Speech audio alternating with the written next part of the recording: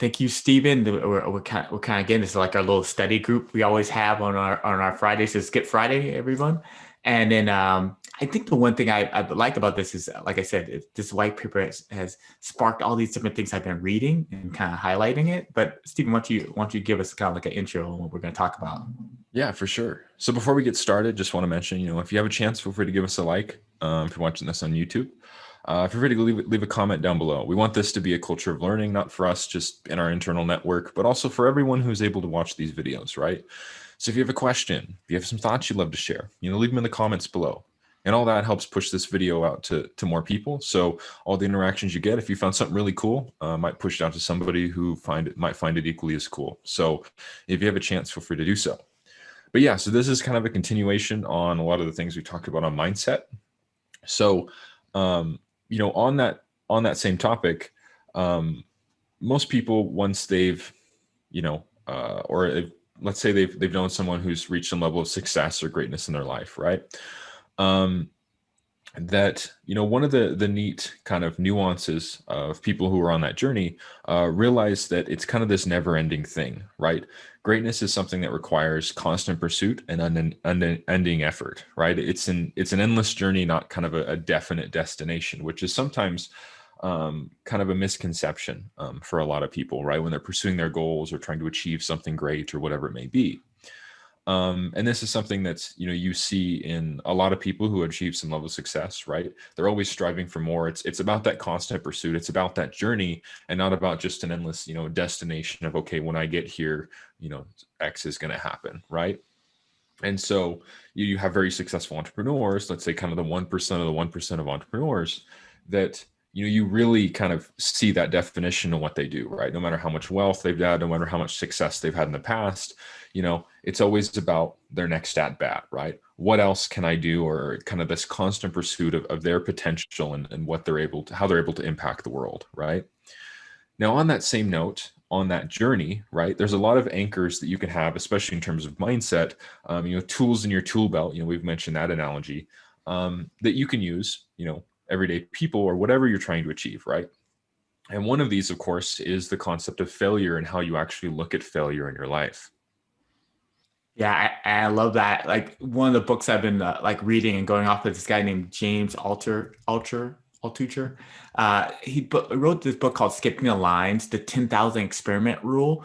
It's been great because he's kind of like Malcolm Gladwell. He adds all these little stories. I think he runs about 20 different startups. He kind of ran or even started them.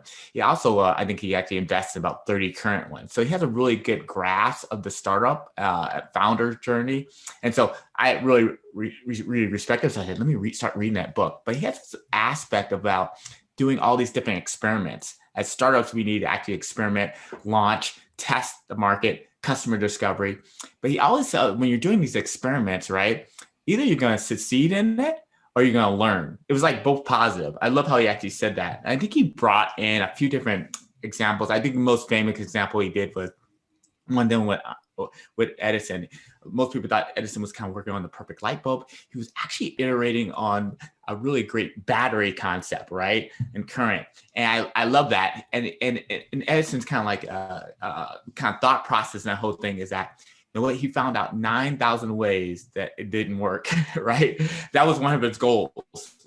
And I love that aspect of it because sometimes when you're thinking about finding a solution, you need to actually eliminate some of these other things that don't work. So when you do find some things that do work, you can iterate with your whole team to make that become a better product or a better service or things of that nature. So I really love the book, but that concept and that example really resonated with me, Stephen. Yeah, and I love that concept, right? That ideology that failure is a teacher, right? Something you're going to learn, a lot of ways that things can't work, right? And you have to go through those iterations to find the way that it does, right? Edison's that awesome example of that. On that same note, contrary to what a lot of us are taught in various times in our lives, right? Failure is such a great teacher, right? It's incredibly more valuable than moments of success in a lot of different ways, right? Which is very contrary to kind of traditional mode of thinking, right? So for instance, not to bash on education per se, but But in school, and there's a lot of areas you could probably use the same, example. But in school, you're penalized for things like failure, right? Like with bad grades and punishment or whatever the case is. Now, as you move beyond school, there's moments in our life that, are no different, but involve moments of pain and suffering and failure. You're going to fall down, right? But those teach us very valuable lessons if we let them, right? The same way that those 9,000 ways that, not to make a light bulb or not to build that type of current or battery, right? For Edison, taught him valuable lessons that was able to push him to the point of figuring out that way that did ultimately work, right? Building the light bulb. And so I always thought that was really interesting, right? That some of the things that happen are very in our lives and the way systems are set up are contrary to this mode of thinking. But once you kind of shift that mindset, it can propel you to such greater heights. It's really, really a neat thing that can happen, right? It's a great tool in your tool belt. An analogy that I heard once goes along the lines of, imagine you had, let's say, a couple sets of colored Lego blocks, right? Now, that's solid. Yeah, now most of us, right, or at least my generation, we played Legos as kids, and it was like a commonplace thing, right? Definitely. And so imagine you had these sets of colored Lego blocks, and your goal was to say, okay, how tall of a tower can I build with all these Lego blocks, right? And how great of a tower can I build, right? Great goal to have. Now, imagine you had two sets of blocks. One set is colored blue and represents all the moments of success you've had in your life, right? All the great things you've achieved or whatever that may be, right? You have a Lego block for each one of those moments. Now, imagine you had, let's say the other set is red, right? Represents all those moments of failure, right? Times you've fallen down, times you've dealt with, heartbreak, sadness, whatever it may be, right? All those represent, a red Lego block. Now, if your goal was to say, okay, how tall of a tower that I can build, obviously you're going to be able to build a taller tower if you combine both sets of blocks, right? Yeah, You're going to have more blocks with you, right? Rather than only rely on, let's say, just the blues, right? So just those moments of successes. And I always thought that was interesting because, life in any way, shape, or form is no different than that analogy, right? Yeah. And like you said, moments of failure are great learning experiences, and they're blocks that we're able to use to be able to build ourselves into a better version of ourselves in the future, right? Pursue our own potential, which is really cool. Yeah, I love that concept. And like based on some of the books that we've been reading, I know one of our books is Thinking Fast and Slow, Steven, from Daniel Kahneman. A couple weeks back, we'll put that in the comment section, or we'll put that in the description section. We did a whole episode on that book, right? Daniel Kahneman, if people don't know, he won a Nobel Prize in economics on this way of how we think, how the brain actually works. It's this kind of system one, kind of intuitive, system two is kind of rational thinking.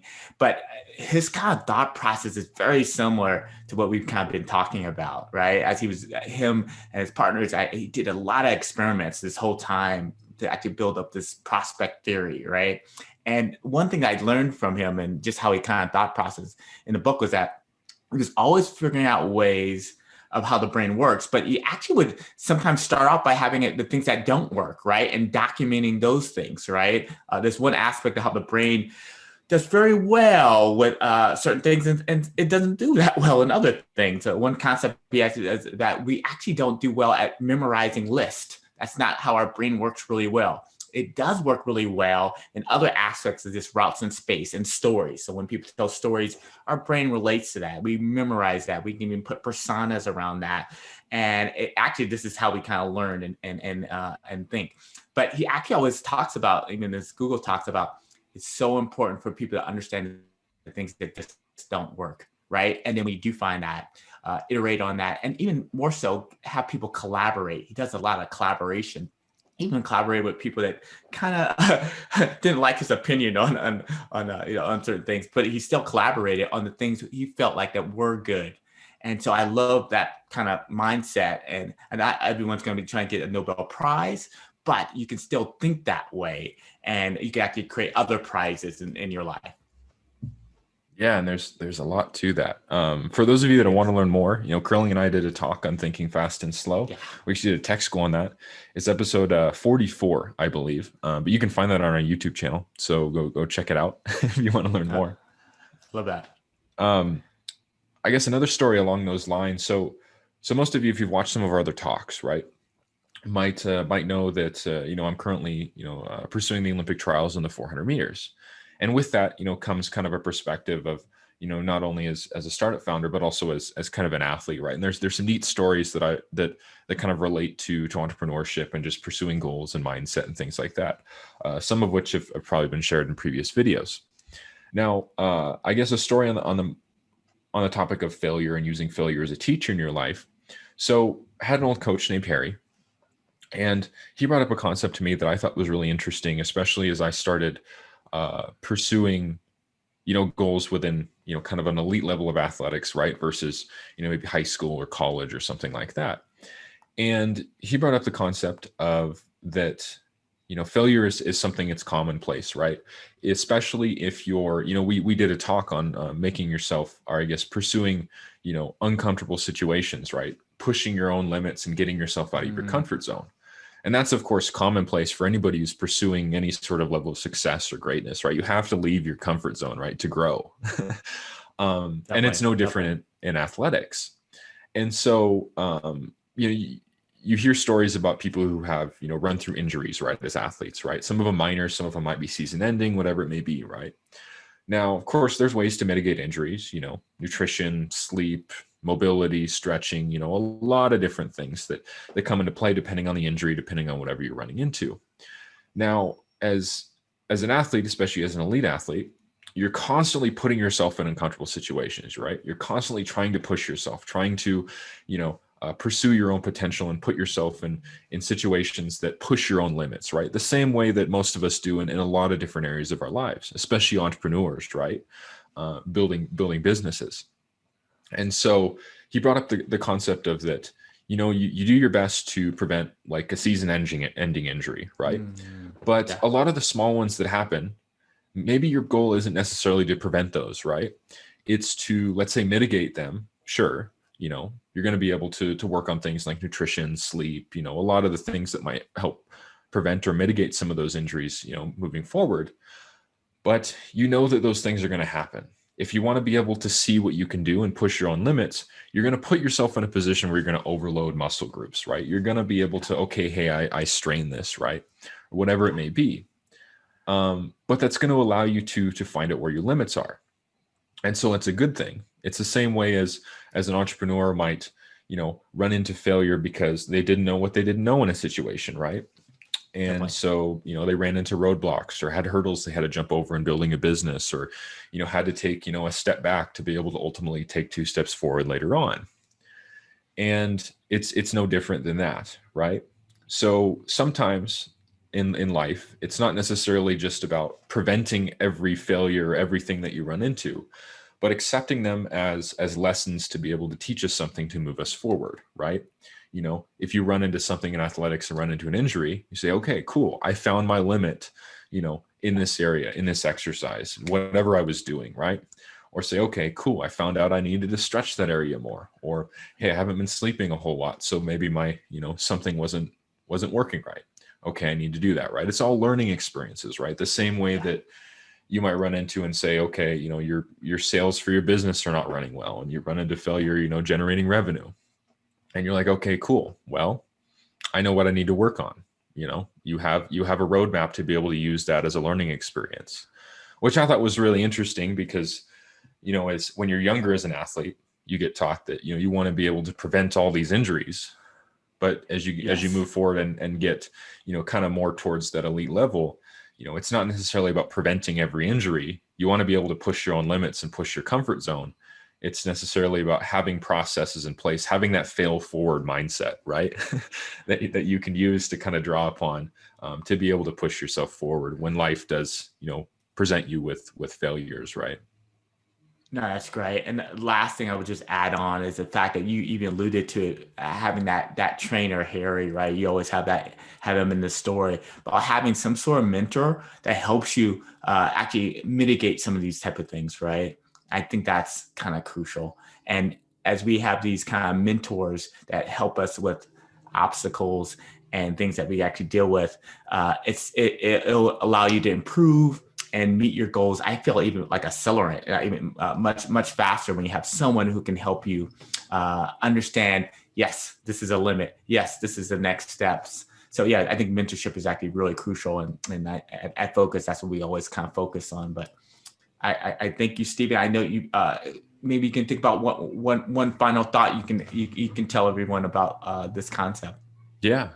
Just remember, like Kurling said, mentorship is a huge catalyst for success, right? Allows you to deal with stuff you don't know, right? Because ultimately we don't know, right? Yeah. And sometimes it takes a mentor to be able to open your eyes and make widen your perspective on your viewpoint on a lot of things, right? To be able to have a better view of failure and be able to learn from it in a better way, right? And ultimately, going back to some of the stories we've shared, life is no different than that Lego block analogy, right? Who we are today Definitely. ultimately is an accumulation of those life experiences, both good and bad, right? And that makes us who we are. And it includes all our feats of successes and failures and whatever we run through in life. And ultimately, it's how we choose to learn and to grow, and how we choose to react to those experiences, right? Good and bad. And that determines how we develop into, let's say, the version of ourselves in the future, right? And if you want to pursue, let's say, the best version of yourself, pursue, a better potential of whatever you're trying to be, then you have to be able to draw upon both those types of experiences, right? All the types of experiences that you run through in life to be able to, achieve heights that many of us would have never thought possible, right? Which is really, really neat and a great anchor in terms of, mindset tips and tools you might have to be able to draw upon moving forward. Yeah, thanks again, Steven. This has been a fun topic, and it kind of gave visibility to some of the stuff we've been working on behind the scenes too. Yeah, for sure. Just to end everything, just to wrap everything up, just to echo from the beginning, feel free to give us a like, leave a comment down below, share your thoughts. We want this to be a community of learning. For us internally, of course, we use these white papers all the time, but also for anyone who's able to watch these videos, anyone who's part of our network, right? So share your thoughts, ask a question. All the interactions we get with videos like this help push it out to more people. So you leaving a like or leaving a comment or whatever it may be could help push this video out to someone who might benefit really greatly from things shared today. So if you have a chance, feel free to do so. But as always, we will see you in the next video. All right.